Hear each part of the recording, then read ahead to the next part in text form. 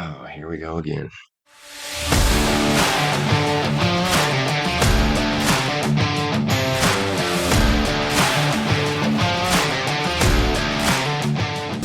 Hey, everybody, here we are. We're back at it again. This time, Sam has joined us. Yes, that guy that you probably forgot. He's actually here again. The other dad that we like to record with. Sam is going to help me in this endeavor. I'm trying to give justice to our new guest. His name is Travis Partington. He's a Marine father, and he's got the Oscar Mike Radio podcast. He's going to teach us a whole bunch about a whole bunch of probably different things. What's going on today, Travis? Hey, not much. Sam and Corey, it's great to be here. Loving life. We were talking before we started recording that my youngest at the time of this recording turns 18 tomorrow. So a lot of dad vibes and thoughts going through my head right now. So what a cool way to bring in his birthday. So yeah, I was in the Marine Corps from in the late 90s. I was a radar operator for a surface to air missile system called Hawk. Have a lot of great Marine friends and a lot of Marine lessons. And now I'm in the Boston area doing like Boston stuff, but I don't sound like I'm from Boston. And I'm talking to you guys. So it's just a really great time. And I'm happy to be here. We are happy to have you. Yes, thank you for being on the show.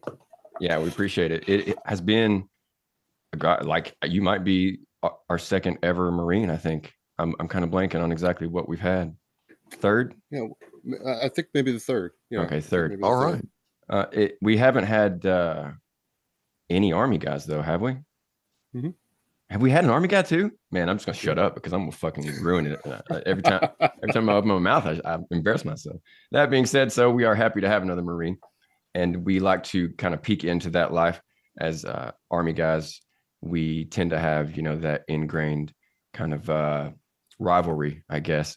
But all the Marines I've met have been super cool. So just a little bit. And this thing about crayons keeps popping up that apparently like I was never like it makes me once again feel kind of stupid, but I've not been exposed to this joke, but I see it a lot. And I don't know. I have no idea if the crayons are some Crayola person thought up, but it was not there where I was in. So I'm like, this is a new thing for me. I don't even care. Okay, so I can check that question off my list then, because I was going to ask you what your favorite crayon was. None of them, because I can't color. Yeah, he said he had that question once before, and then I saw that question or something about it on Facebook, and I'm like, okay, I clearly missed something about crayons and Marines. I have no idea. Sorry, guys. Yeah, I mean, I don't even know if that. I don't even know what that would imply. Like, does it mean that Marines are like creative people? Like, you guys are like artistically minded or something? Well, blowing stuff up. Yeah, we get creative when it comes time to destroy stuff. Absolutely. Yeah, you got to be. It's more like a jab at their. It's more like a jab at their intelligence, or like their ability to do things beyond a basic set of 3 lines of instructions. It's more like, yeah, you guys are great at fighting. You guys are great at tearing stuff up. When we need people to jump into the fight, we need to throw bodies out there and just mow down the enemy with like extreme prejudice. Yeah, we're going to send the infantry out there. We're going to send the Marines out there, the expeditionary forces. They're great at doing all that stuff. But if you ask them how they want their eggs, they're just going to tell you eggs at the chow line. They're not going to tell you scrambled, fried, or poached or otherwise. They're just going to look at you and grunt. And so, you could throw a couple crayons in there and they're probably going to eat that too. So that's, I think, kind of where that joke stems from. When you're asking Marines about, what's up with the crayons, it's like a jab at their intelligence. They're great at fighting. They're great at tearing stuff up. I guarantee it was a long weekend of 72 or 96. Some Marine or Marines got drunk and they decided that a crayon box was a good snack and it just stuck. I almost wish I had thought it up so I could sell some shirts or something. I don't know. I know, right? There'll be a side hustle right there. Right there. I think, if anything, it's actually been a dig at my intelligence because I was the only one that didn't know what was going on. And you worked on missiles. So I don't really think it applies too much here. That being said, though, I do want to get one question out of the way. The first thing I always think about when I think about the Marines, I considered joining and I was like, nope. Corey, you're not tough enough. you might as well go to the Army instead. And I did, and I would not consider the Army too tough.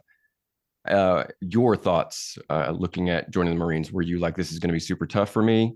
I'm going to be having issues with this. What were you thinking going in, and did it match up to those expectations? Well, I think at the time, man, we were all watching Full Metal Jacket on rewind on the VCR. Yeah, That's I how watched that shit the day before basic training. right. It's going to be like that. And it wasn't like that. And it kind of was like that. You had your private jokers, you had your private piles in there for sure. I tell people, man, the worst part of boot camp for me was the gas chamber. Oh yeah, that was Like the runs sucked, the humps sucked.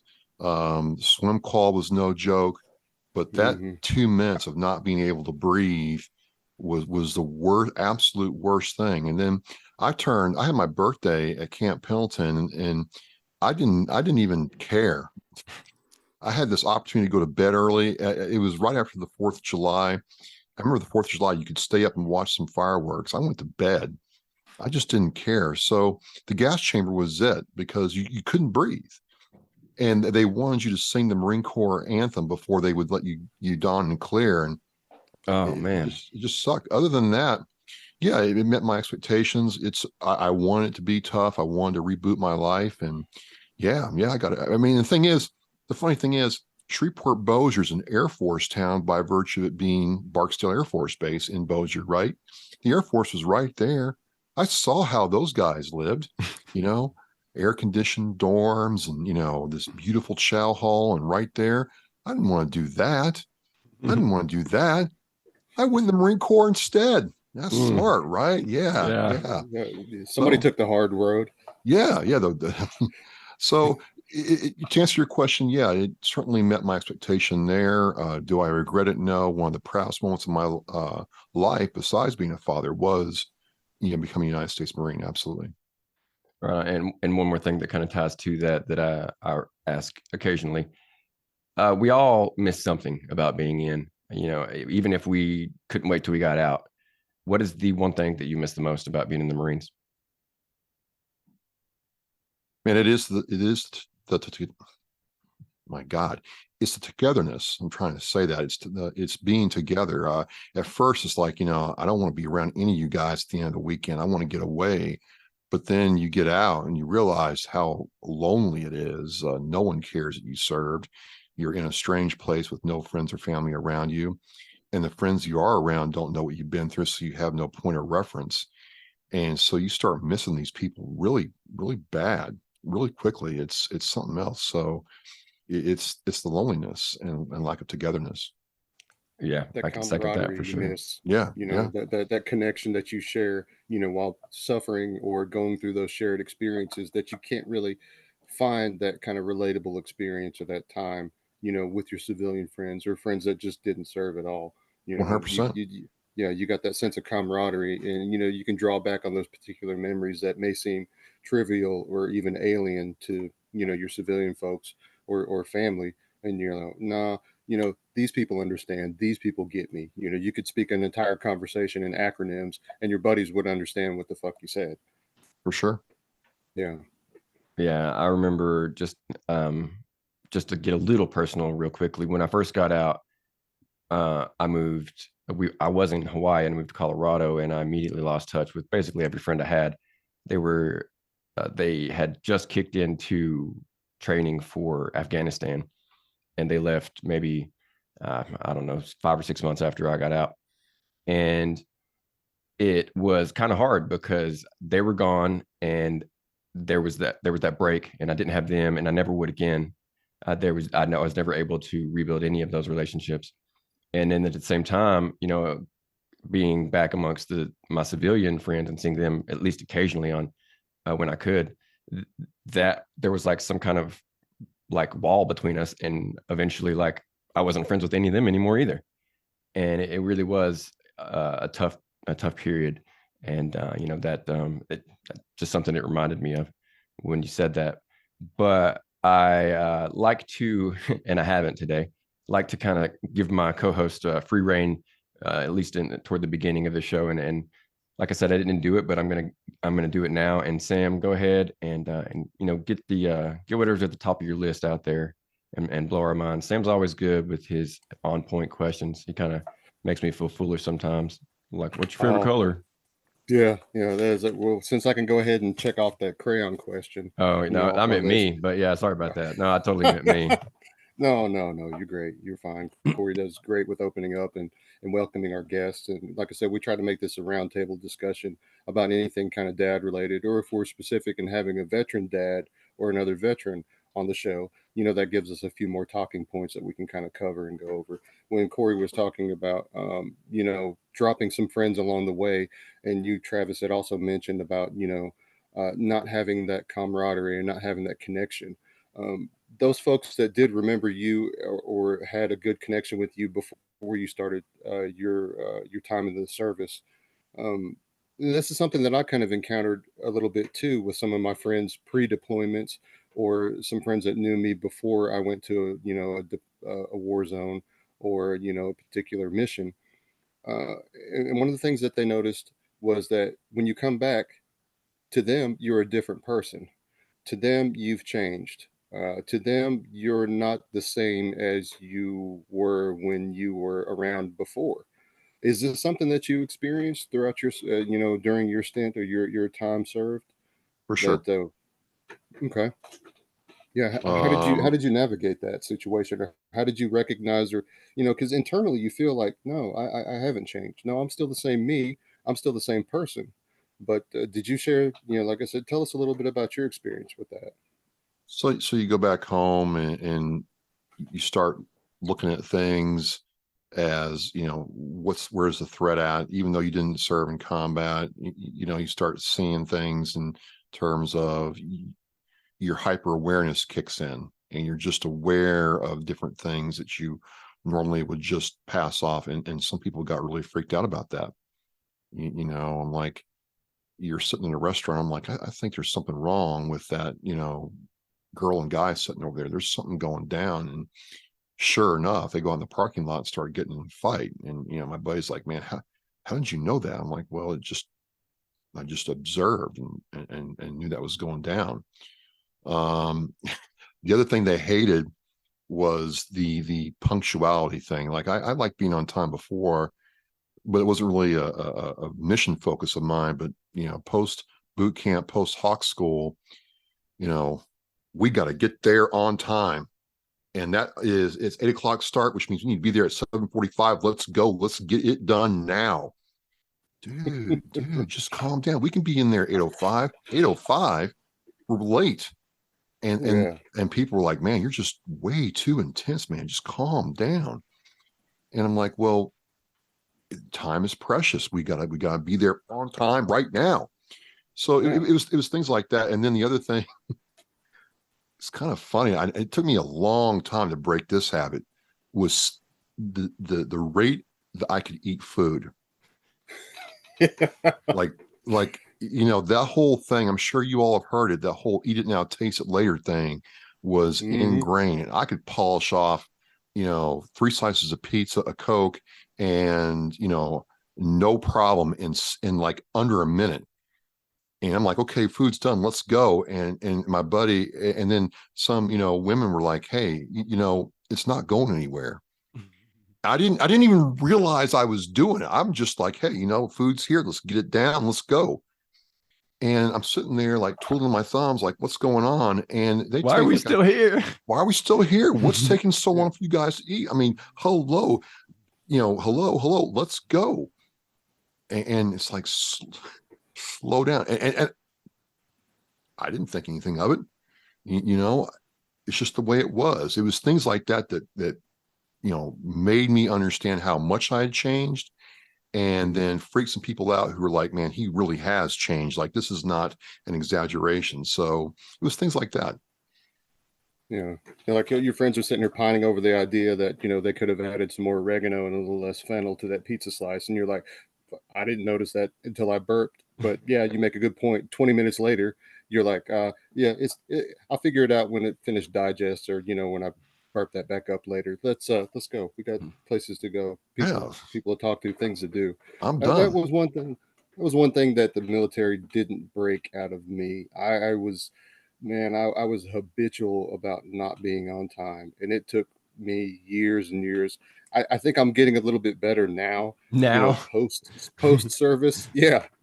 Many moons post service. I always had some kind of excuse. I always had some kind of reason. I always had some kind of backup plan to why I showed up late to formation, or why I showed up to like duty, or why I showed up to like roll call. I wasn't late to like pre-checks for like deployments and things, but by and large, I always had to come up with kind of some kind of slick way of talking my way out of being on time. And wow. for about 10 years, it worked. I was literally afraid to miss morning formation. Like there was Right. a fear in me to be on time. You know how they fixed that when I was in? They didn't punish you, they punished us.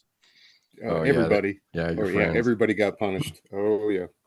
But no, but guy like you'd be sitting up there at the front watching, and it's like, hey, you know what? You gotta sleep sometime. Every once in a while, we kind of got that mass punishment in some things, but it was usually pulled over to the side. It's like, look, if you do this shit again, I was like, you are going to be up for the next KP duty rotation. You are going to. They tried to do that, and I got punished with various things, like extra guard duty was my kryptonite. That's how they figured out how to get to me. Was that if I needed to be punished, it wasn't the front leaning rest position. It wasn't getting my uniform dirty. It wasn't doing extra KP duty or anything like that. They figured it out that it was guard duty. Guard duty was my kryptonite. I absolutely hated guard duty. Just standing there in the dark, staring at HESCO baskets or blockades and just waiting for a car to come by to listen to some entitled dependent talk about how their vehicle doesn't need to be searched or they don't need to be stopped because their husband or their spouse is some kind of general officer or some kind of other high-ranking individual on the base, and that just entitles them to a pass. And I'm just like, look, lady, it's 3 o'clock in the morning. I can't feel my toes. I really don't care who your husband is. It's cold as shit. I want to go inside where the space heater's at, get this last cup of coffee that the chow hall delivered about 4 hours ago, eat my chicken and rice that still got bones in it, and I just want to go home. I'm done. I don't care what you really have. I'm just doing this to cross my T's and dot my I's. Lady, just go on with yourself. Okay? It's fine. It really is. It's fine. Just let me do my job. I got to move around because I got arthritis and it hurts. I don't want to be out here. I don't care about your story.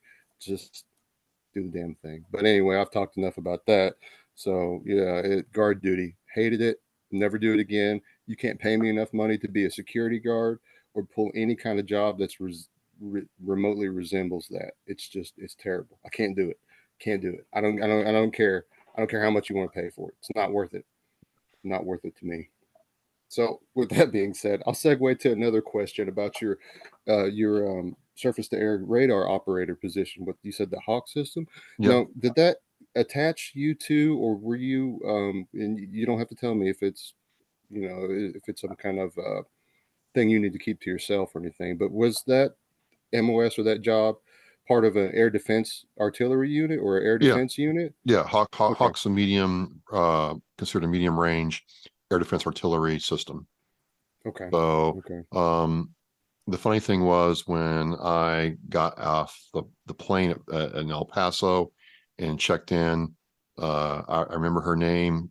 She was butter bar lieutenant at the time. Told me that, hey, good thing you're here. We'll get you checked in. But by the way, your MOS is going away. It's being replaced by Patriot.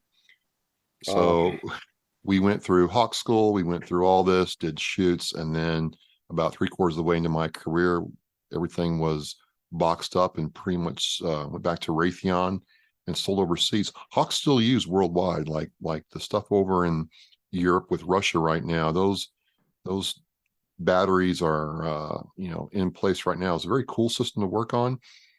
But no, it was air defense all the way. Okay. All right, cool. Yeah, I saw and shared a post with some of those guys at a position that I was at in Germany for a little while. Yep. And they, I'm trying to think of what kind of systems those were.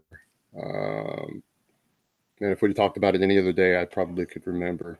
But it was they closed the base down several years ago, and I don't think that they even they might have some civilian contractors there, maybe some government employees, but the land was leased from the government, and so they've consolidated a lot of older posts down and shut a lot of places down in Europe and abroad, and kind of just redirected those resources to other places like, I don't know, like Poland now, and some other places around Europe. So I know that Germany had stationary Hawk emplacements, so they had land and nothing moved.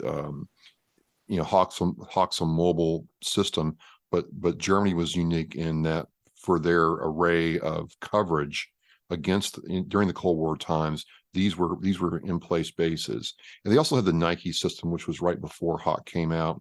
I think there's another one too, but it's still used worldwide. I know Israel used it, Greece uses it, a lot of countries use it because it's been around forever. They've got all the bugs worked out of it. It's a solid fuel system, so it's very stable. And technology has made a lot of the radars and control systems smaller, lighter. I mean, what used to be pulled on a big, huge truck is now could fit in your van or Humvee, no problem. Right. Like, when the computer first came out, it was the size of like a small manufacturing, building. They've condensed the stuff down to the size of cell phones now. Yeah. So, and then the technology has just done nothing but boom. And, when you get funded by governments or, interest groups and manufacturing and tech and armament companies that are very interested in upgrading their products or selling their products, you can kind of see a spike in technology like that the likes of which that most common people haven't even dreamed of seeing. How you go from a Patriot missile system to MLRS to now HIMARS, and it's hard telling what's in the works, whether it be like satellite weaponry, near Earth orbit, ballistics, and the difference in oh God, like what Russia's got with their, Mach speed, ICBMs, and it's crazy. I mean, it's kind of scary to see what they're going to come up with next, and they just kind of, I don't know, that could be a show for another time or a discussion for another time. For sure. Yeah. Did you ever think about reenlisting, or what made you decide to get out when you did? Well, I got hurt, one, and then two, right before I got hurt, I had decided that, the thing was, when you finally got some answers, the Marine Corps knew before I, signed my papers that the system was going away. They knew like let's see, I joined in May of 95. They knew in like 94 it was going to go away. So my thought at the time was, why would you put me in a system you knew was going away? We did a couple shoots, which were absolutely, life-changing. I mean, when you saw that missile leave the launcher and when it pops, it's already broken the sound barrier. It's already going after its target. And you're, seeing all this happen in the control van outside. Mega cool. Like it's one thing, nothing against any other MOSs, but when the guy says, well, I was in supply, or I was in mortar T, or I was a artillery, that's cool. What did you do? Oh, this is what I did. Right. So the cool factor was right there, and I loved it. But I'm like, wait a minute. You knew this was going away, and you put us there anyway, just to pretty much get it ready to be shipped back to Raytheon to be resold again. I'm not really sure I want to give you another chance to have that kind of control over my life. I love the air wing. I love being in aviation MOSs. I love planes. I love all that stuff. That's what I want to do. I thought I was going to be on a ship, aircraft carrier, getting Harriers in the air, or F-18s, avionics, cryogenics, nav systems, whatever. Hawk was cool, but I'm like, I don't know. I wasn't. So what I'm trying to say is I didn't want to roll the dice twice. And so I was thinking that way. And then I got hurt. Then it became academic. It was like, hey, we're not going to operate on you to fix you. It's just easier to kick you out, which I understood. Well, that's what happened. I stepped in a hole on a run, and, Isn't that what happened to Ron? I think so. Yeah, we had another Yeah. Marine buddy that got injured the same way, like running through a field and stepped in a hole. Yeah. And so the Navy doctor's like, well, he's definitely messed up. You know, he's probably not ever going to really be like true combat ready. And to get him that way is going to require, PT and maybe surgery. Let's do him a favor. Let's do us a favor. Just kick him out. Honorable discharge, no problem. And, okay. Then it really sucked. I really hated it. It's like, this is, again, beyond my control. But now Right. I can understand why they did it. And I don't disagree with them. I mean, just when you can't run, you can't be in the Marine. It's just as simple as that. Right. And it's crazy how they've let some soldiers, who have lost limbs, rehabilitate and still continue their service too, in lieu of, for whatever reason, I don't know why, but you can be a one-legged individual and Isn't still that serve in some something? capacity. Yeah, Well, I've yeah, seen that, and I'm like, wait a minute. I mean, he doesn't have a leg. There's got to be a waiver. I mean, all the power to him, but I'm like, are they really hitting the Army's what, 2 miles for their PT yeah. school? Are they really hitting their 2 and Marine Corps 3 mile run times to be in? Are they be able to hump a pack? More power to them. All the respect to them, but I'm like, if they can get back in, why couldn't they have worked with me? It was just the time, I guess. I don't know. I think it was, a different time, different mindset, different mission objectives, different, I mean, there's a lot of things that have changed and lacked since our time, all the times that, collectively that we've served, with, in regards to, uh, well, I'm just going to step lightly into this category, but, gender choices. Oh, well, Yeah. you can't. I know that people don't want to hear that, but I'm like, if you that has changed what's required and Hmm. what's done, and there's just no two ways to do it. I mean, it is what it is. I mean, um, they don't run the same PFT we do, and they never will. Uh, Yeah. but also, I also understand that the Army and the Marine Corps were told, like 5 years ago, hey, boots and utes runs and stuff like that's great, but we're injuring these guys at a high rate. Can we change up how we do this? And I think those questions need to be asked because, you know, it's not a finite resource. It's not an infinite resource, excuse me. Mm-mm. No, no, you're right. You're right. Well, you spoke earlier about being a father of three boys. Do any of your children have any interest in joining the service? No, none of them did. One of them came close, but decided it wasn't for him. And I'm okay with that. I'm okay with that. All I ask them to do is respect veterans and people who serve in the military and Right. understand, what that was like. Their grandfather served on the USS Massachusetts. His name is on the bridge there and a plaque. So they have a very strong military history in the family. Their aunt served in the Marine Corps. Their uncle serves in the Air Force now. So it's a very strong military family, and they do it. But I was never one of those dads who's like, you must join the Marine Corps. I'm not going to think you're a man. It's not Hmm. for everybody. The military as a whole, whether you're in the National Guard, Coast Guard, Air, whatever, it's not for everybody. And Right. I think it's a mistake for parents to, and I'm the minority here. A lot of dads get really jazzed up about having that tradition, and I think it's great, but I don't want to force it. You should join It's got to be a because choice. It's a you want to choice. do it. I Right. understand what that choice means, and it's a pretty big choice when you think about it. Hmm. I agree. Well, I'm going to turn the mic over to Corey. I think I've yapped a little bit enough. We're going to move on to some other topics and kind of Sure. push forward on with the show.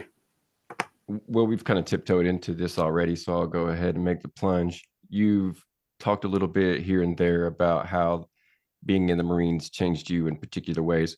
How would you say, we'll just go with the most noticeable, the most important, however you want to look at it, way that the Marines shaped you as a father? Well, I mean, I'm a big advocate of discipline, and some people didn't like this, but I'm like, hey, you're gonna obey me because I'm your dad and you respect me, or you're gonna obey me because I can and will punish you because you're not obeying me. that goes for your mother too. I mean, there's no, gray area ambiguity. I want something done. I tell you to do something, I mean for you to do it.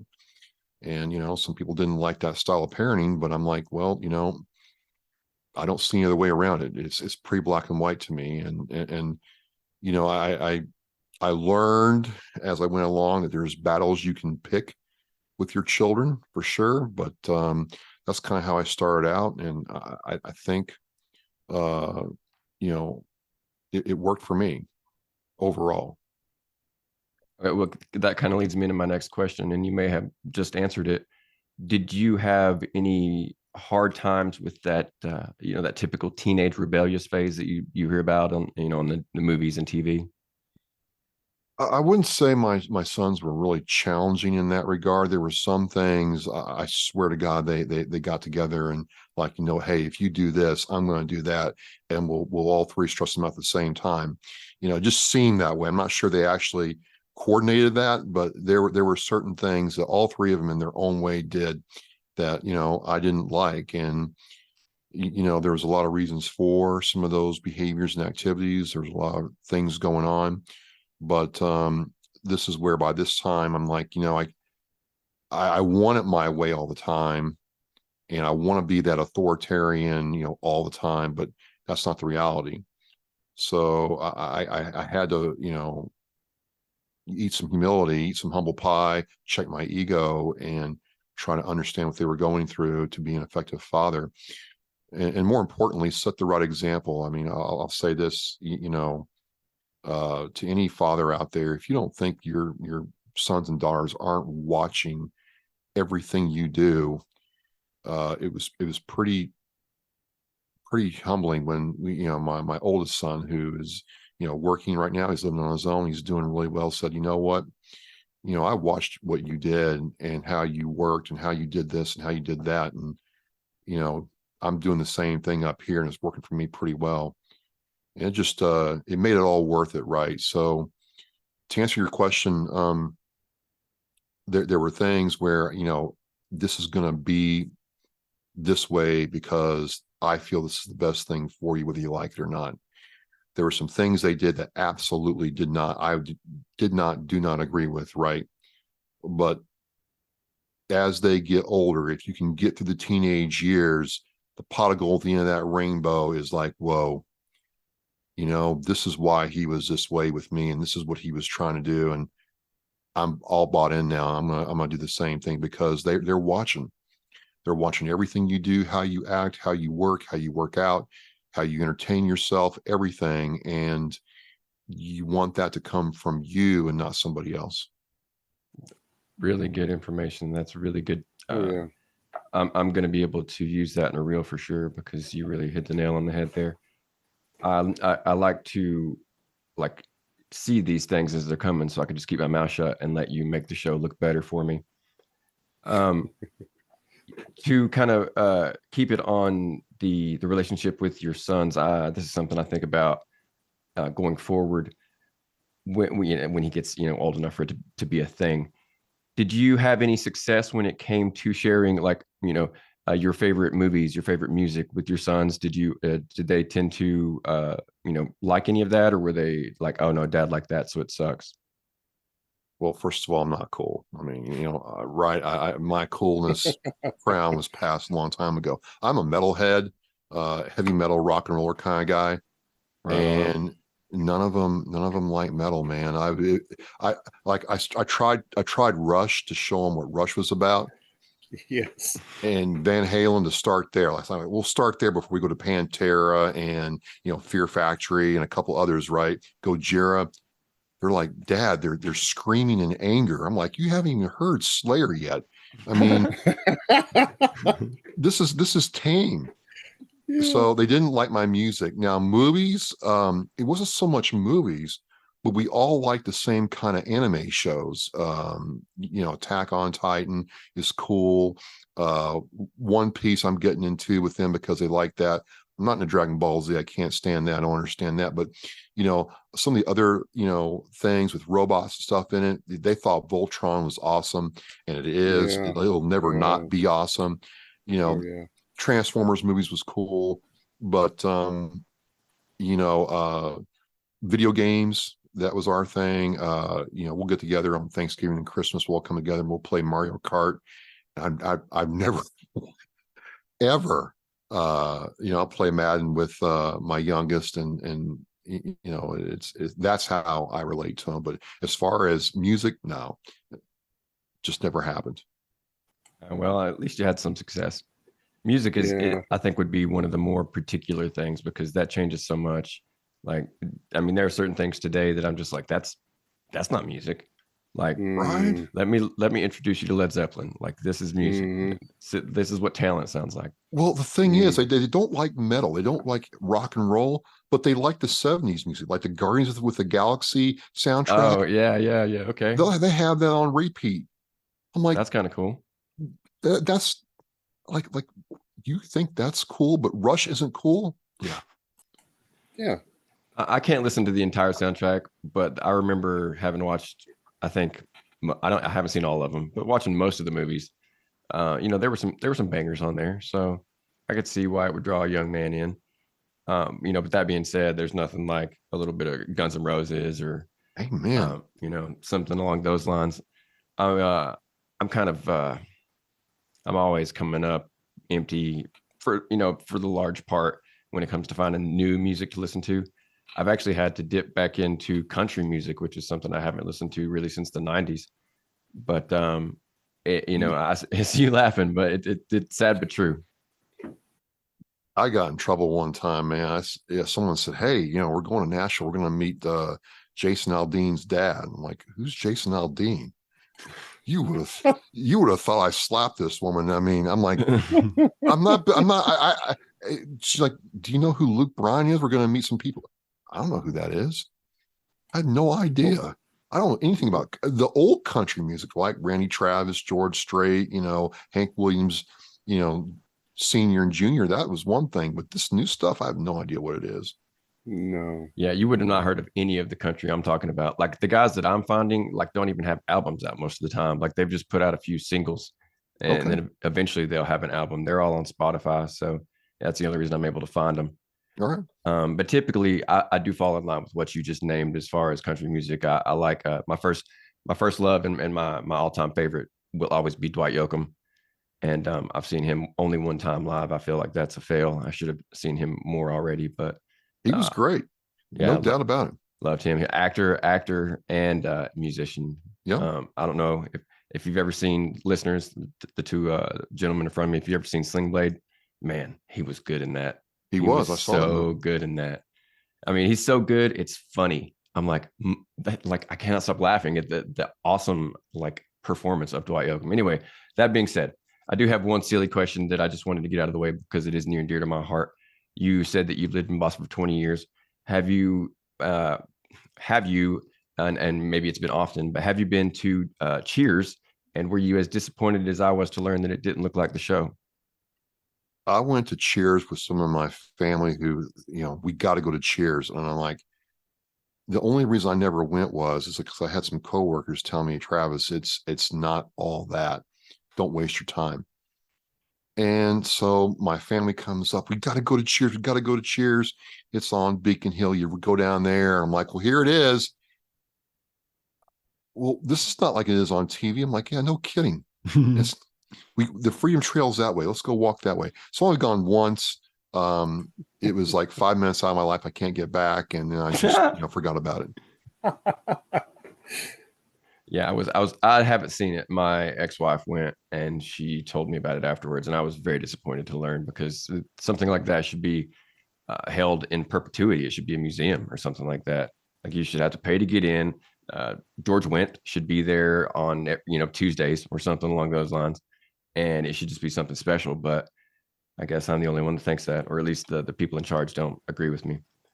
But once again, just like Sam, I kind of hogged that up for a little bit. Why don't you take it over for a little bit, Sam? I'm sure that you've got at least one more question in mind. Well, yeah, I do. There was a I don't know if it was a franchise or a chain store or something back in the '90s. It was and maybe they still exist, maybe they don't. I don't know, since you still currently live in Boston. But are there any more Wicked discs still in the area? No, so What happened there? music stores kind of all dried up. There was the Strawberries in downtown Crossing in Boston. That was one of my favorite places to go on lunch break during work because they had 5 floors of music and CDs and all kinds of stuff. It's where I first found Iced Earth and a couple other like, cool bands to listen to, right? And then they still have it. It's called Newberry Comics. I don't know if you ever heard of that. That's still Mm. around, but it used to be, a lot of music and LPs and so on and so forth, but it truly is more comics and graphic novels and stuff like that, the Funko Pops and all that kind of stuff. You can get that there, posters, and not so much music. So uh, it just kind of dried up, man. I mean, when I got there was WBCN, which is a rock and roll station. There was WAAF. Both those stations are gone, man. It's just hard to find. There's plenty of music up there, but nothing like I like to listen to. Right. Man. Okay. Well, like I said, I don't get to kind of frequent Boston as much as I did before, or since. But it was just one of those things that was kind of scratching at me. I Sure. usually spend more time on the opposite side of the state. I might fly or drive into Boston, and that's like I said, I'm over on the other side of the state, spending most of my time or hanging out in Connecticut or something like that. But Logan to the Mass yeah, Pike, head west, young man. right, right. Um, Getting back to being a father of three boys, another dad question for you here. What was your biggest challenge, raising the three boys, along the way, other than, we kind of have our hiccups and we kind of have our standstills, and picking and choosing our battles during those teenage years is something that I think we often share in common, you know, as a parent. But for you, what was your biggest challenges raising three boys? Without question, going through a divorce and the circumstances around that divorce made life very challenging for me for obvious reasons. And then um, I will say this until I die, it exacted a heavy toll on my kids. Understood. Exacted Yeah. a heavy toll on my kids. They paid a price too, and in some ways, they're still paying for decisions that were made that none of us had any control over. And that's where you learn to use hugs and um, other things to, one, spend as much time with them as you possibly can, and two, try to give them a space where they can be themselves and know when they come see you or around you that they are the number one priority. There's nobody else. There's no other distractions, certainly no other person living with me that's going to interfere with their time. It's all about them. And that was it was the best I could do with what I had in that situation. Understood. Yeah. Thank you. Thank you. Um, well, let's see. I think that's all the kind of dad questions I've got for right now. If we want to maybe segue into what Corey may want to start, or I Sure. can change it up with talk to us a little bit about like your podcast, what you're involved with, or what you'd like to kind of promote.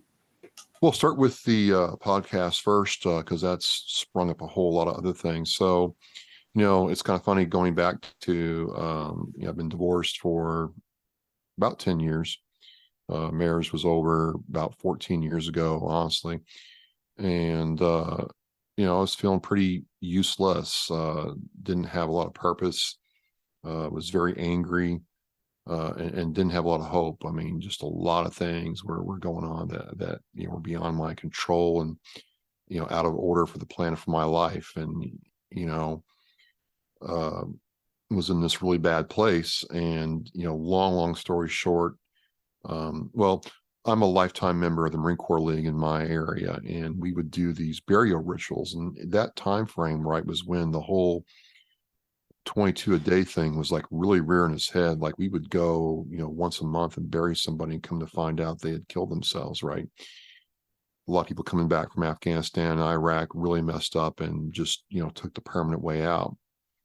And what happened was, was doing one of these rituals, and the mom's like, why'd you guys make it? And my son didn't. I didn't have an answer. I had no idea what to say. That's a tough question.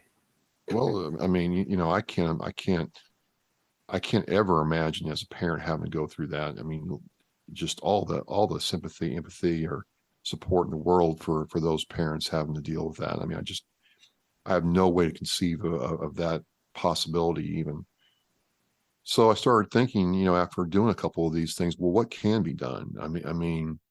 It was, at least to me, apparent that, the powers that be were behind. They didn't really understand the scope of the problem, much less what to do about it. So at this time, and this is a story I tell everybody, I was doing some guest hosting at WVBF AM 1530 in Taunton, Massachusetts. And the guys down there, as a South Shore News and Views was the show, and they're like, you got a great voice for radio, and you're really calm behind the mic. You might think about doing something with this.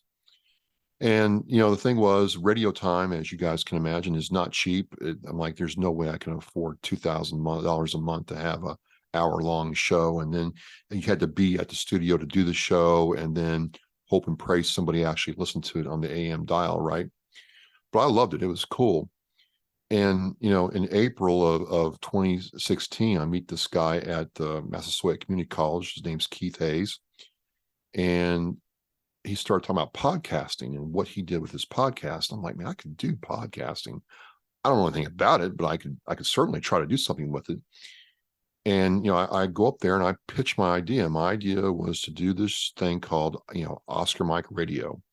Oscar Mike, as you guys know, is phonetic speak for, on the mission or on move. We're Oscar Mike. We're moving forward. And I wanted to tell stories about active duty people and veterans who had challenges, had problems, had, those limb issues and PTSD issues, but figured out a way to reboot their life. I just didn't know how to do it. And, Keith got me going. He currently runs Sinister One Productions, and he does this. He'll get your podcast going if you're, doing this. And in July 2016 is when I first recorded the show. July 22nd is when it actually dropped. The first one dropped, and I'm proud to say it sucked. It was terrible. I mean, bad wasn't even, is being generous, right? But, I kept hanging with it. And then in September, I met this guy. His name's Kip Clark. He ran the podcast Stride and Saunter. And, he bought into what I was doing and gave me some pointers and tips. And we become very good friends still after all these years. And what started happening is I had to produce a show. I said, I'm going to do a 30-minute show once a week, but I had to be on point to come up with an idea, figure out how I was going to talk about the idea, execute the idea, and then produce the idea. I mean, it was just that way.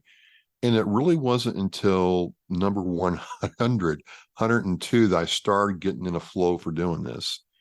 And then it's like number 117, I think 127 is when this really kind of like clicked. I was talking to an Army veteran, Army National Guard veteran. He owns a general contracting company in my part of Massachusetts. And I did the show at Dunkin' Donuts in person with my Zoom H6 and little mics, and we're doing this. And, we get done with the show, and I put it up there, and then I asked him, I said, Steve, what'd you think about all this? Because I'm still trying to get better and figure this out. He looked at me and said, Travis, I thought it was kind of weird in true mass hole fashion. I thought it was kind of weird doing a podcast in a Dunkin' Donuts. I'm not going to lie to you. It is really kind of weird. But you know what? I kind of like talking to you. I thought you asked some good questions. I don't know anything about this audio stuff or content creation, all that jazz. I'm a carpenter. That's what I do. He's like, but I'll tell you this. If you can figure out how to take your podcast and add value to somebody, I think you're going to do all right. And that's like when Gary V this was like 2017-ish, right? I'm into this for like a little over a year. Gary V was really starting to pop. And I'm like, holy moly, that's it. And because I was really worried about numbers, like, if I got 75 listens and downloads on SoundCloud, yeah. when I quit worrying about downloads and all this other stuff that goes along with it and started focusing on just value, well, first of all, it just got fun again. And it's a lot of effort, as you all know, but it got fun again. And then two, I started really being able to focus on the actual craft of podcasting and what that means. And, for you all and what you're doing, it's really cool because you're trying to reach a niche of people who are fathers and what fathers bring to the child rearing experience. And that adds value to people's lives, right? I mean, I think this is why I resonated with what you all were doing, right? We hope it adds value. well, you hope, right? And sometimes you do this, you do all this work, and it goes out to the ether, and one person downloaded it. Yeah. Mm-hmm. One, right? But it's also weird when you least expect it. You'll have somebody come up to you and says, "Hey, I checked out your show, and this and this." I'm like, that was on a year ago, but I really liked it and was able to do X because that makes it all worth it, right? So that's kind of how it got going. And then what's happened over time, very organically. I'm still pretty much a team of one. Keith Hayes does a lot of the graphic stuff, like the little image you see here. That's all him to really make it pop right. But I've just focused on finding people that align with my values, who have an interesting story to tell, who wouldn't have it told any other way, and figure out how to find out the things that people might be interested in, might add value to their lives. And I love it. I'm pushing my number 367 right now. I have over 400 actual cataloged shows going into year 8, and it's not getting old for me yet. I wish I could do this full time. That's impressive.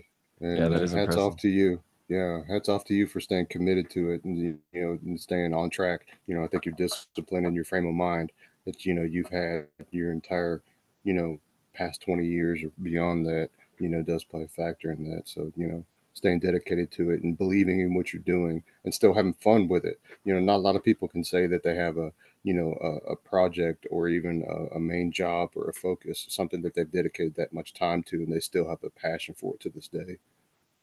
It changed my life, man. I couldn't stay in my valley. I had to start, getting out of it to talk with people and understand how things worked. And, it's a thing that I'll tell my sons as a dad, just when you think you know it all, you're reminded the older you get how much you don't know.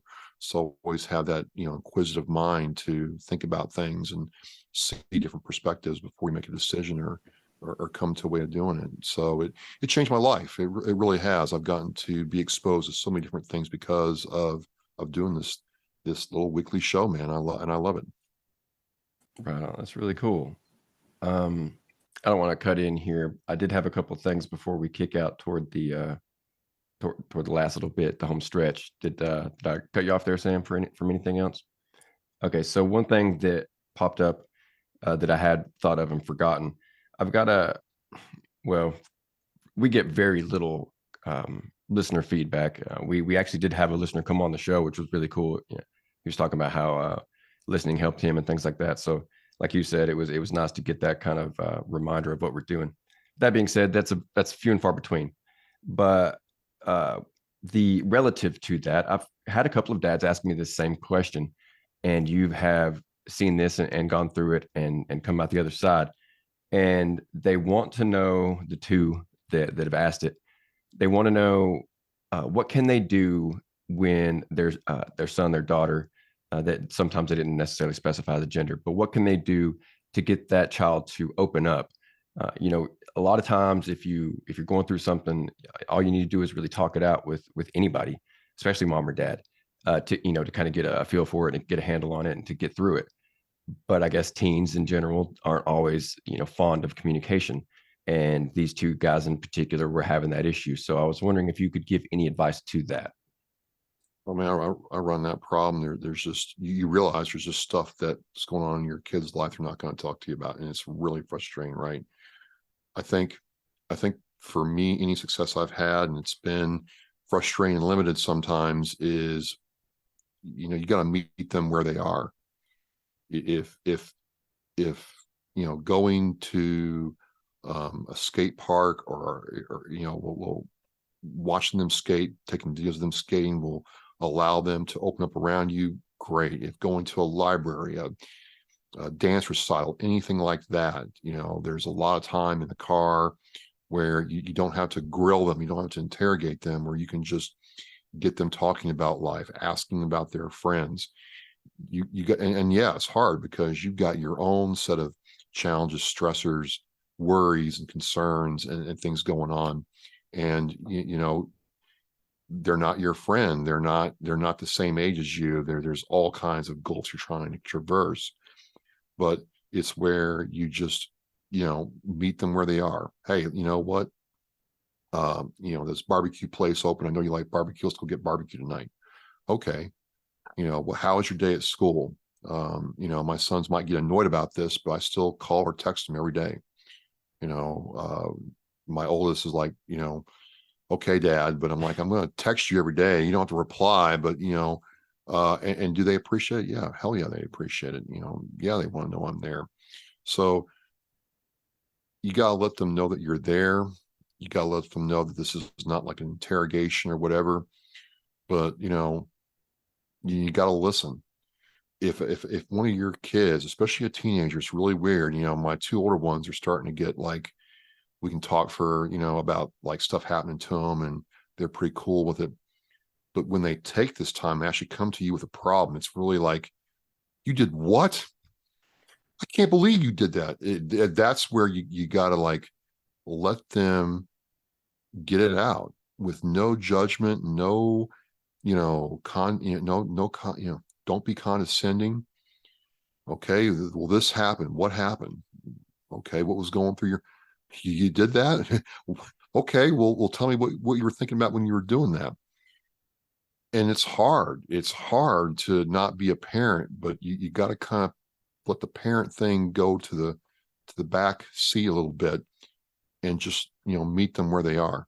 And that might be over a movie, it might be over a Madden game, it might be over a cup of coffee at your favorite coffee place, it might be over a rap song that you don't like, but you know what, you got to meet them where they are.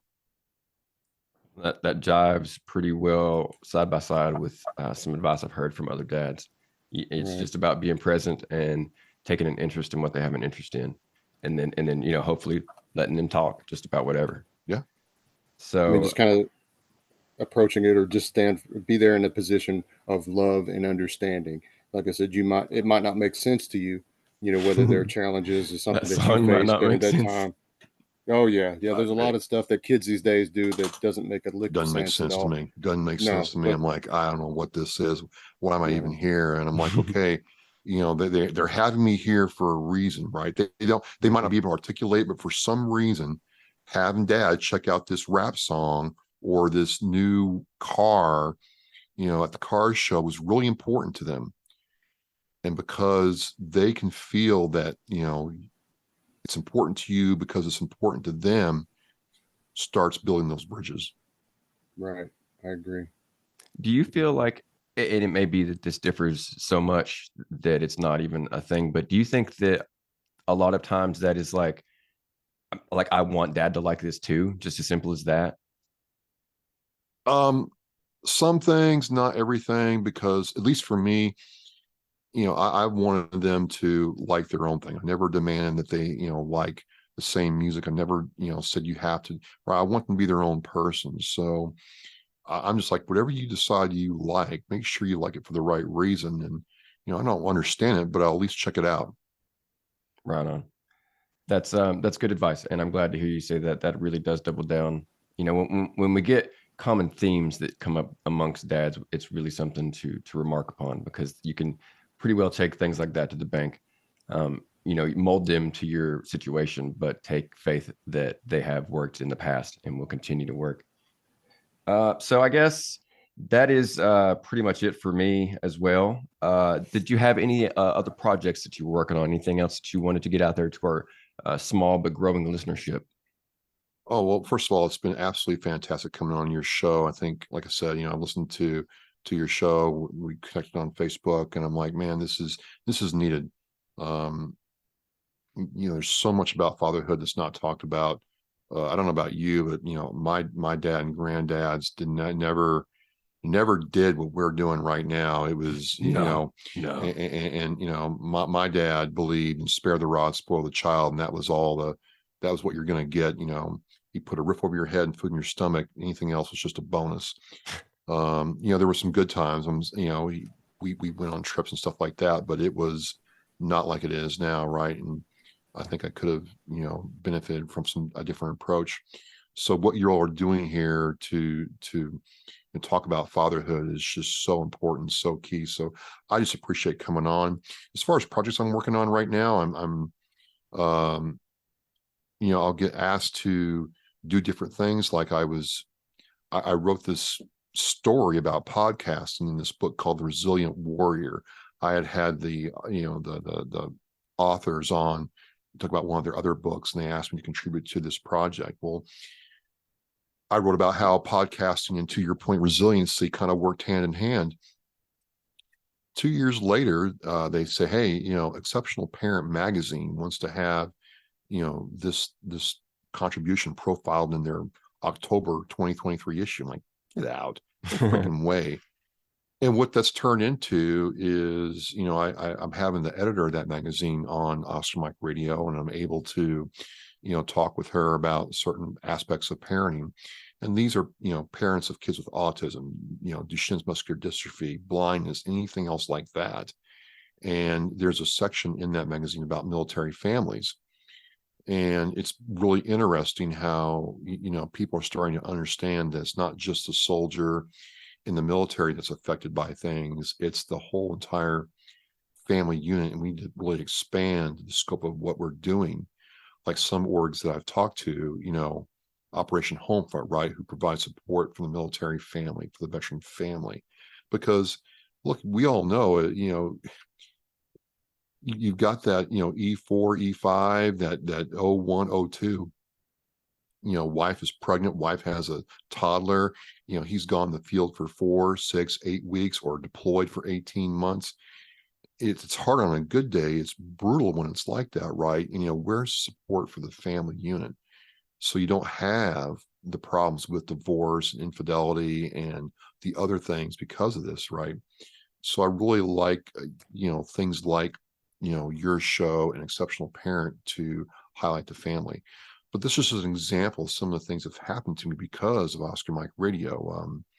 Second thing I'm working on recently is I went to Aviv Clinics in Florida, and they're piloting their hyperbaric oxygen therapy treatment for veterans with PTSD. Got to do some filming down there and talking to some of the medical staff and the CEO about what they're trying to do. And this got its start in Israel. And about 10, 15 years ago, they started experimenting with hyperbaric treatment for TBI and PTSD, to the point now where if you're an Israeli veteran or active duty, you get injured or have a PTS diagnosis, it's the first place they send you, and the recovery rate has been amazing. They're trying to get that going here in the United States. It'd be really interested to see what happens with that. And this is, again, because of the podcast, because of doing video, being able to video somebody in a park, at a VFW, so on and so forth. I'm able to kind of expand my toolbox a little bit. But these are the kinds of things that a podcast can really do for you and the people that are supporting your show.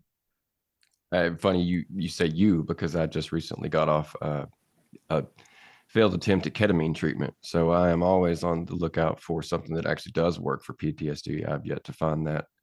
I won't say there's any kind of cure, so to speak, 100%, but something that's really going to help more than just an hour a day or whatever the case may be. So really good stuff. I do hope that catches on. All good vibes your way on that front.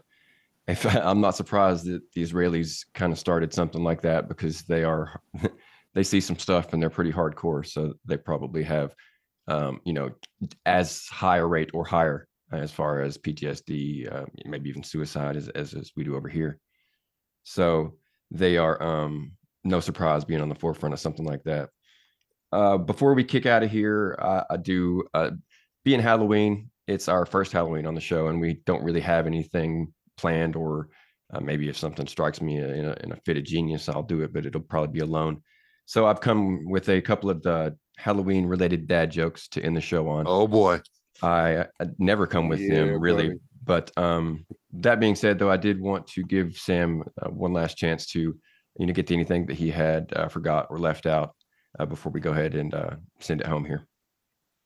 No, I'm really eager to check out these Halloween themed dad jokes myself, and so Right on, I'm, man. I'm okay with that. And let's go. If you feel like those are a flounder, I got a backup for you. Don't worry, I got All right, you. good. I was hoping you'd say that. No, you're going to bring the heat with this. Let's hear it. All right, I'm gonna. Hopefully, I do better than the Braves did. So, what does Jack Torrance drink when he runs out of whiskey?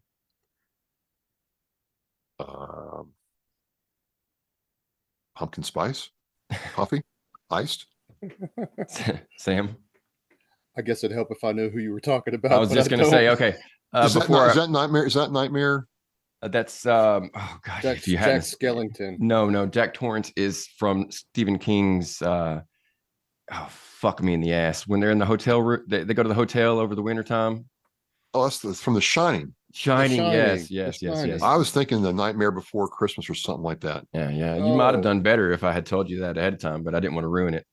So that being said, so I'm 0 for 1. The answer to that's red rum. I might strike that entirely from the podcast. Okay. Yeah, I get the connection. Well, yeah, totally foobarred that one. Yeah, I fucked the pooch on that one. All right, so we'll be these fucking dad jokes. What they're good for is making sure that I check the block where it says these are not for kids. So next up we have how do you know your house is haunted by a high schooler? Oh man. Trash everywhere. It smells like Teen Spirit. Oh my god.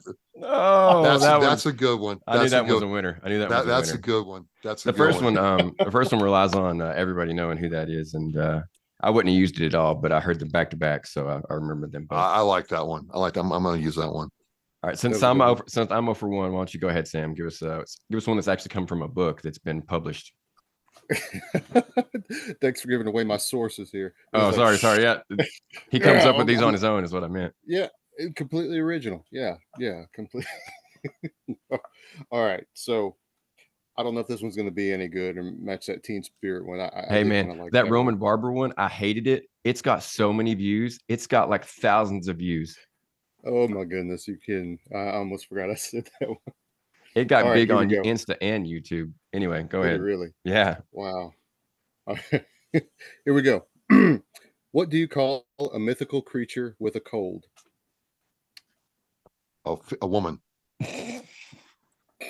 Good guess, Travis. I'm gonna go ahead and leave my guess unsaid. What is the answer? Unless it's a woman. Well, because remember, it's always like when dad gets a cold, the whole place shuts down, and women never really get sick; they just plow through it, which is kind of a respect to the female gender. Respect to them, and also you guys are so lucky that you don't feel it like we do. Because seriously, like man flu, I wouldn't wish it on anybody. It's like pregnancy times like kidney stone. It equals man flu. It's really bad, and I'm so glad you guys don't have to deal with that. For sure. Anyways, I do not know. What's the answer? That was a great recovery, guys. Appreciate that. We may have saved like our 3 female viewers. And well, if we have 3. Right. All right. So what do you call a mythical creature with a cold? All right. Anybody go? A chupacabra. A chupacabra? Yeah, a chupacabra. A chupacabra. Oh my god. Oh, that one's gonna get 1 million views. That one was awful. A chupacabra. A chupacabra. Not in a million years. Oh man. Okay. You know what? I appreciate that. Thank you. That one, I think, once I realized what you were talking about and I didn't feel stupid like the Apple one, it was worth it. He told this one about I don't remember, something about an apple store, and I'm thinking like eating apples and fruit. because I'm an old man who's retarded. And he's like, no, it's an Apple store. Yeah. But that's just how it went one day. Anyways, so with those wonderful laughs, I'm sure everybody's just dying and like peeing their pants and spitting out their drinks. But we appreciate you guys for listening. Like, what's going on? You taking a picture of us? Yeah. Okay, fair enough. Like, comment, share, and all that. I don't ask, and I almost forgot that time, but apparently that's important to podcast. So no, you got to subscribe, folks. Subscribe to this podcast. Yes, hit please. The subscribe button, please. It takes a second.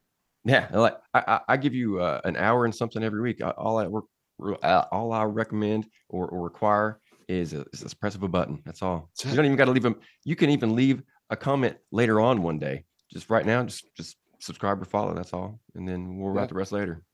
Like and subscribe. Check out our videos. Check out our reels. You can find us on all social media. And like our wonderful guest, Travis, shows up here. Hey, you know what? Check out the Oscar Mike Radio. It's going to be a great source of information, connectivity. You can connect with some other veterans, hear some wonderful stories, and we really appreciate you coming on and being a guest for our podcast. And it's been a pleasure. Thank you for coming out. I told you there was a reason I had Sam. Hey, Sam, Corey, I've had a great time tonight, and all the best on yours, and hope you be a guest on mine soon. Hey, for sure. Yeah, keep in touch. And if you run across any veteran dads that want to share their stories, send them our way. We'll do. But with that being said, Sam said it for me, but I want to thank you again, and also thank Sam for making the time. Your schedule's been held this month, but we'll see. If we can adapt better in the future to what you got going on. Dad life is so hectic, and it's hard to do a podcast for dads with dads. So we make do as we can. But absolutely. Thanks, guys, for listening. Thanks, guys, for showing up and talking to me. And I guess for your two dads, I will check you later. Check you later. We're on the move. We're Oscar Mike. Right on. That's where I'll end the podcast. Anything extra is just for YouTube, assuming I put anything up there. But once again, Travis, thanks so much. I was so nervous this time. Like, I'm always nervous before, but this time I was so nervous I had to poop twice. So it was good to get on here. And why were you nervous? I don't know. Like, unlike you, we're still in the 40s, so that I can blame it on that to a certain degree. But at the same time, I'm very introverted. I'm not like a social person, and part of the reason I do the podcast is to get over that. But even with that being said, even knowing that in my head logically, I'm still like, sometimes 10 minutes before I'm like, oh God, I gotta go. And I'm up there like trying to rush through a bowel movement so I can get back down. And this time I actually was charging my laptop, so that wasn't the cover for that. You did great tonight. You kept the flow going. You guys worked off well for each other. There's nothing to worry about, man. I do appreciate that. And I mean it sincerely. I had a great time. I've done this before and not had a great time. I had a great time on this, and so whether you did 40 or 400, as long as you're consistent, you're gonna be fine, man. Right. I do appreciate that. No problem. No problem. And Sam somehow has missed nearly 3 weeks and still come in here like he was here yesterday. So good on you for that. I don't know that I could do that myself. Coffee, lots of coffee. When I average about 15 hours of sleep every 72 hours worth of work every time I'm up, coffee. Yeah. There you go. All right. Well, I still have yet to get into we interviewed this guy. He's got his own coffee company. Red, White, and Badass Brews, and I've told him I'm going to order some. He was also a veteran, and Dustin, yeah, I just keep forgetting. Yeah, I'm going to have to though. It's simply because I told him I would. I can't. Yeah, but shit, man. Everybody has a T-shirt company or a coffee company now. It's just crazy. I can't keep up. Or they're a coach of some form or fashion, life coach, sleep coach, whatever coach. Right. I'm like, I don't know, dude. I don't know if I'd take life coaching lessons from you, but nothing personal. But I'm like. All it really matters, like when you say coach, that means that you're probably better at it than I am. So we'll see what you have to say. Well, you might not be better at it than Sam is, but he's been around the block a time or two. Sam was in the Olympics. I don't know. We probably weren't going to get around to that, but Junior Olympics. Okay, so it's the same thing. Same thing to me, man. Represent the USA. Yeah, you represented us as an athlete. We might have to cut that part out. I mean, I stayed stateside for it, and it was with the AAU So that being a junior Olympian in that regard, doesn't necessarily gain you international opportunities, but it can be a gateway if you stick with it. Well, Yeah, just as a disclaimer, no, I was not a full blown representing the United States Olympian or anything like that. that might be what we cut, or it might be this. We might just build you up to be a Golden Gloves gold medalist or something like that. I'm really into boxing lately, so I don't know. Maybe that's why I thought about that. But you can title that clip or title that part of it like Sam, the newly certified expert in elbow psoriasis or something. I don't know. To save myself time in editing, I'll probably just leave all this in and your correction, and they will know even better. That's even better. They will know that I didn't have to do any of it. But I guess I'm not going to stay here much longer. I do appreciate both you guys coming up. Once again, I did have fun as well. Maybe we can do this here. And if you keep in touch with me, I'm more than willing to come on your show. Can't speak too much for Sam's schedule or our other co-host, but I'm fucking funny as hell. So I can come on. I don't know what kind of value I could bring as far as, good content, but well, I mean, for me, it's very simple. We talk about your background, your military experience, your transition experience, and where you are now. And it's easy to sit there. I run this a lot where people are so, in the Jocko-esque type people. I'm like, well, Jocko got several he skipped a lot of rungs to get where he is. I'm not saying he didn't work for it, but it's not like he got out of the military as admin or a cook and tried to make it. He got out as a SEAL, and I'm not saying he didn't earn it, he did, but that gets you a lot further down the road than a guy like me. And the thing is, there's somebody who's going through something similar like you, who may come across this. Like I said, it's really weird. Maybe not right then, but 18 months, 2 years even. Yeah, man, I was, really pissed off my girlfriend. I, listened to this show and, I got help. I call a buddy of mine. I'm like, well, fuck yeah. So, you won't know until you talk about it. So, that's where it is. There's no judgment. Yeah, man, there's no judgment here, man. We're all trying to go the same direction, different speeds, different ways, but we're all trying to go the same direction, dude. So I have shows out till February. Wow. I'm so afraid to schedule out that far. I think the guest will be like, fuck you, dude. I'm not waiting that long. Well, it's just what happens is things snowball. And so what I'll probably do is hit you up in January. I'll have an Outlook reminder sent to your email to hit you up in January, and we'll schedule something for like the March time frame and see what goes on. I mean, that's just my reality for me and my show at this point.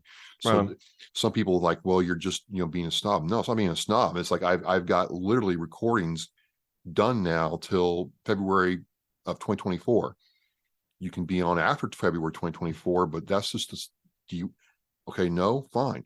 There's somebody else who wants to, or some other topic to talk about, dude. So I'll get with you in January. We'll see what happens. And this is the thing, like your story has value to somebody, to you, to me, and somebody else out there, man. So we'll do it right. Right on. Well, maybe Sam has enough time to clear a spot then if it's going to be in February or March. I like the idea. I respect your time frame. I respect your schedule, your outline, your process, and everything. If the stars line up and we're able to coordinate something, on down the line, I wholly look forward to it and would be honored. So I'm just going to put a placeholder when we get off the call here. I'll send a placeholder invite to you guys probably mid-January, and we'll just have a little wrap session to figure out what's going on. And we'll take it from there. Fair enough? Sure. Sounds absolutely. like a plan. I'll revisit then and plan a path forward from there. Perfect. So that's probably enough for those super selfish, jealous YouTube people. They get so much every week anyways. Every time me and Sam record something without a guest, it's like there's all kinds of extra stuff for the YouTube people. So that's enough for them. You guys, you're greedy. You're like little piggies. It was a pretty meaty episode, I think. Yeah, for sure. So I've said goodbye to the podcast guests. I guess we'll say goodbye to Happy YouTube trails to you. Until we meet again. There we go. I love that. Love that Love radio that. voice. Yes, Yeah. that's beautiful. You guys have a good evening. I'll talk to you later. Take care. All right. See you guys. Thanks.